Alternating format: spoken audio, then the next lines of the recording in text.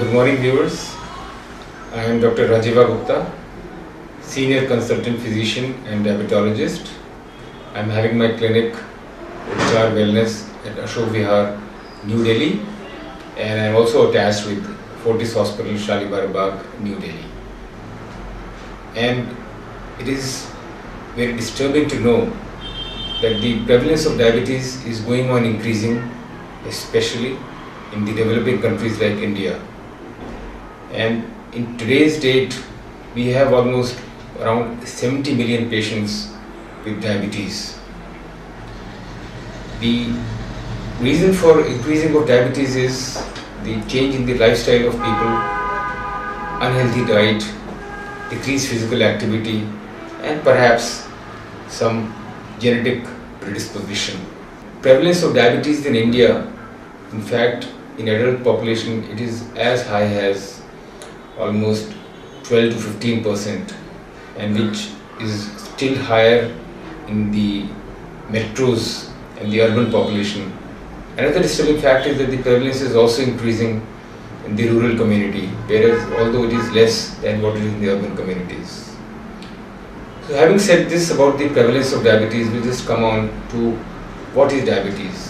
So diabetes is a metabolic disorder or an endocrinological disorder, or what I call a disorder of hormones, wherein the insulin, which is a hormone, is either deficient, or the insulin which is already there in the body, it is not having its effect, which is called insulin resistance. That the body tissues are resistant to the effects of insulin. Now the main effect of insulin is to decrease the blood glucose. So whenever we eat something, the blood glucose rises, and there is a spurt of insulin production which controls the blood sugar. This factor is dysregulated in diabetes. So there is an insulin deficiency or there is an insulin resistance. Both give rise to increasing blood sugars, and when the blood sugars are above a particular threshold level, we label it as diabetes. Many types of diabetes, but commonly what we need to understand is that there are broadly three types of diabetes. Type 1 diabetes usually, but not always, starts in very young people or children, in which they are very severely insulin deficient and they require insulin for the rest of their lives. Then there is a type 2 diabetes, which usually occurs in the middle age. However, even disturbing is the fact that type 2 diabetes is also appearing in children and adolescents. Third is the gestational diabetes, in which diabetes makes its presence for the first time when a woman is pregnant, and in majority of the cases it settles down when the delivery is taking place. It's another matter that these patients are more prone to develop diabetes later on.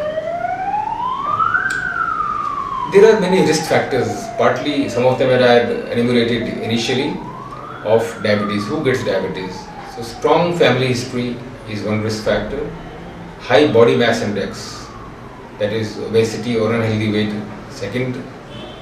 Third, certain genetics I've already told. Then patients who are physically inactive, they offsprings of mothers who have had diabetes. Then the patients who have had the gestational diabetes, they are also more prone to develop diabetes later on. Then there are many patients in whom the certain drugs that can precipitate diabetes. Age in itself is a predisposing factor of diabetes. The incidence of diabetes increases as one grows older. How to diagnose diabetes? So the basis of diagnosis is essentially the blood glucose levels.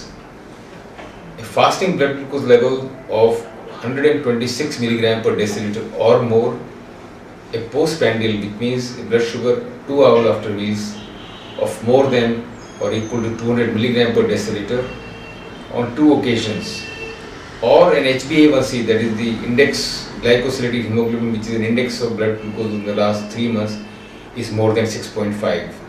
So these 3 tests, they help in diagnosis of diabetes. Somebody asked, I'm 35 years, can I have diabetes? Probably the individual thinks that he is too young to have diabetes, but it is not the case, because as I've said that in India and in many other countries also, diabetes occurs at a younger age. The patient who is having a family history and he gains a lot of weight, doesn't do any exercise, eats unhealthy junk foods, he is likely to have diabetes, so he can have diabetes. How to prevent diabetes?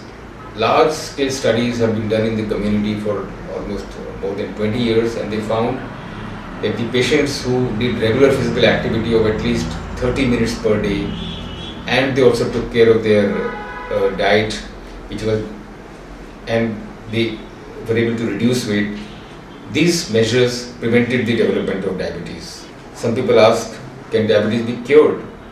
Definitely no. It cannot be cured because the pathology of the beta cells which produce insulin is there to stay. However, certain research says that if you control diabetes very early after diagnosis, then there may be a remission for some time.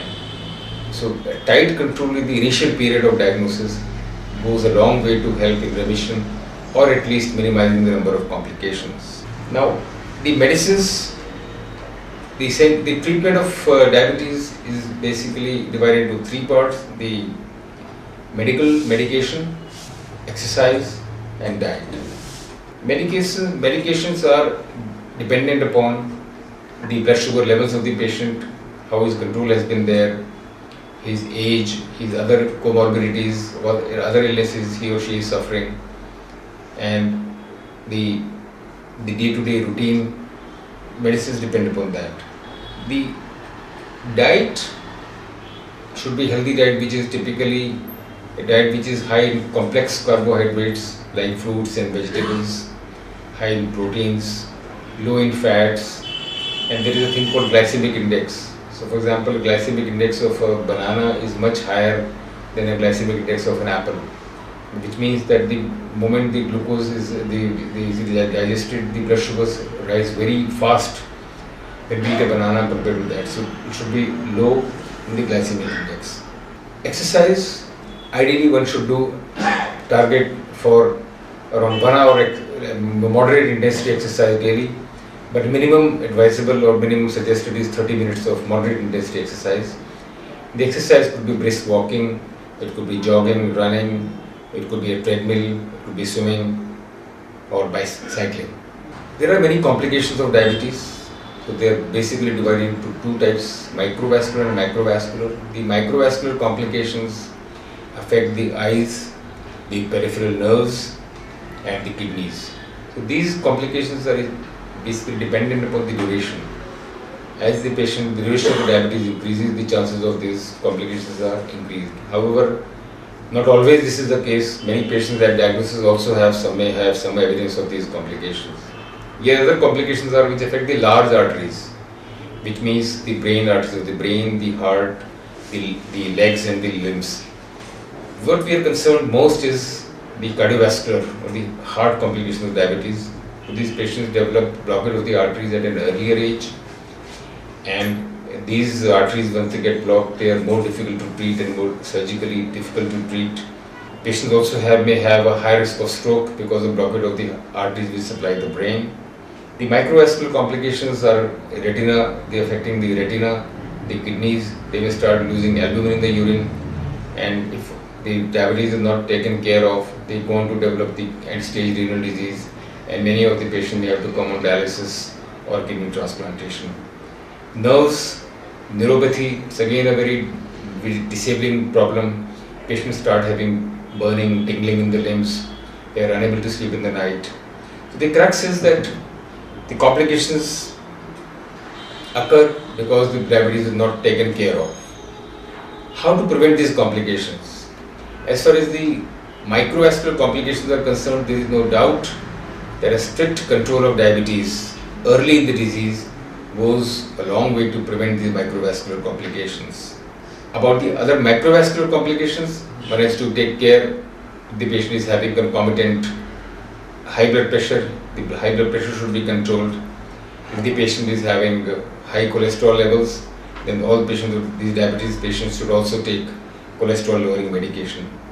And some of them may be advised taking aspirin, a blood thinner, in addition to control of diet, regular physical activity, control the weight in check. Now, if one controls well, especially during the early periods of diabetes, then it prevents complications. So, there is a mnemonic called ABC. A stands for HbA1c or the glycosylated hemoglobin, B stands for blood pressure, and C stands for cholesterol. So, once these things are taken care of, the prevention of complications is very effective. Not only these complications, patients with diabetes can also land up in emergencies. So emergencies could be related to directly to diabetes. For example, cardiovascular emergencies, patient may have a myocardial infarction or a heart attack or a stroke or acute renal dysfunction.